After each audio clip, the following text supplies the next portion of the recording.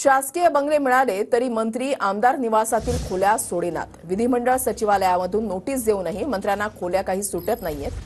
20 मंत्र्यांनी आमदार निवासामधील खोल्या सोडल्या नसल्याचं समोर आलेलं आहे। निवृत्ती बाबर आमचे प्रतिनिधी या संदर्भातली अधिक माहिती देतील। निवृत्ती दृश्याले आपण पाहतोय की महायुतीतील मंत्र्यांना शासकीय बंगले मिळालेले आहेत, तरी त्यांना ज्या आमदार निवासातील जे जुन्या सरकारच्या काळामध्ये त्यांना खोल्या देण्यात आल्या होत्या त्या खोल्या त्यांनी अजून देखील सोडलेल्या नाहीत अशी बाब जी आहे ते समोर आलेली आहे। एकूण 20 मंत्र्यांना या संदर्भात विधिमंडळ सचिवालयाकडून नोटीस देण्यात आली होती की 28 फेब्रुवारीच्या अगोदर हे सर्व शासकीय बंगले खाली करा, शासकीय आमदार निवासातील खोल्या खाली कराव्यात अशा प्रकारची नोटीस देण्यात आली होती। 28 तारखेला उलटून गेली तरी देखील या मंत्र्यांनी अजून देखील आपल्याला शासकीय बंगले मिळून देखील आमदार निवासातील खोली खाली केलेली नाही अशी बाब समोर आलेली आहे।